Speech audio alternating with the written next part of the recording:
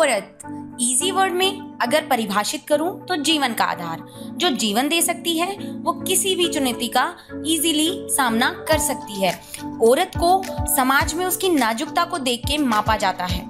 कई काम ऐसे हैं जिनमें पहले ही मान लिया जाता है कि ये काम तो आदमी ही कर सकता है, औरत नहीं। और जब उस काम को, उस फील्ड में औरत कदम रखती है तो नो डाउट चाहे वो कितनी ही सक्षम क्यों ना हो, उसे जज किया जाता है, उसके वजूद को क्वेश्चंस किए जाते हैं। हेलो गाइस, मैं कोमल यादव स्वागत करती हूँ आपका पीटीएस के रिव्यूज में।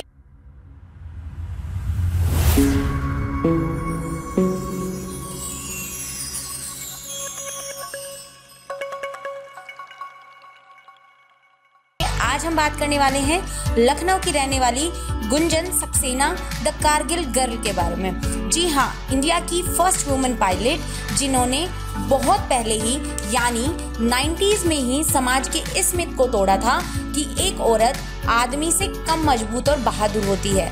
आज के टाइम में हर कोई फेमिनिज्म पे बात कर सकता है, लेकिन ये उन्होंने तब किया जब फेमिनिज्म का इतना बोलबाला नहीं था।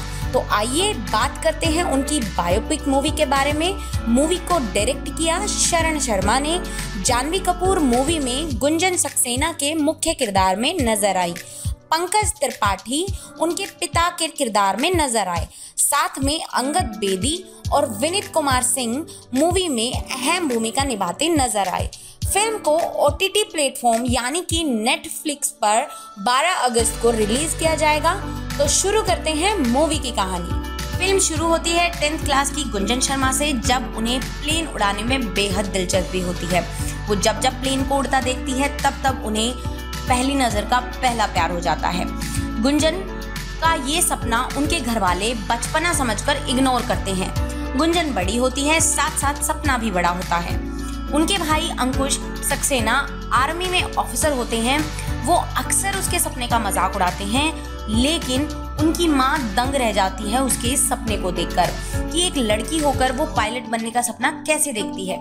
लेकिन उनके पिता अनूप सक्सेना उसका पूरा साथ देते हैं। उनकी नज़र में लड़का और लड़की दोनों बराबर हैं। वो इस मूवी में एक कूल डैड की तरह नजर आए, जो कि बहुत कम लोगों की सोच में होता है।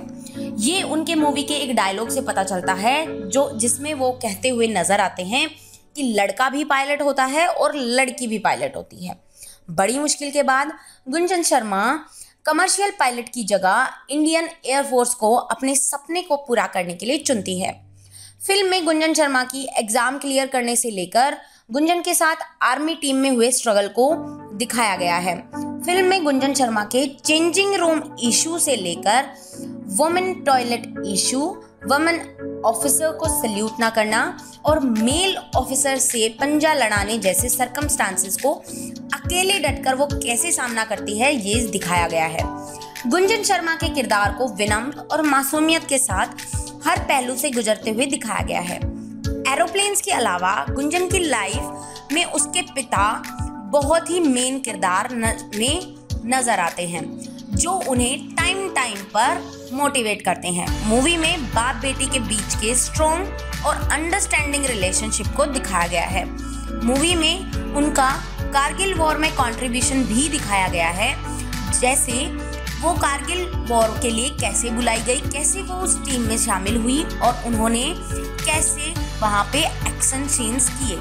बात करें अगर रिव्यूज की, तो ये फिल्म कारगिल वॉर की नहीं है। इस फिल्म में लंबे लंबे नारे नहीं हैं, ना ही कोई जोशीले डायलॉग्स, ना कोई फिल्म को इंटरेस्टिंग बनाने के लिए रोमांटिक एंगल्स।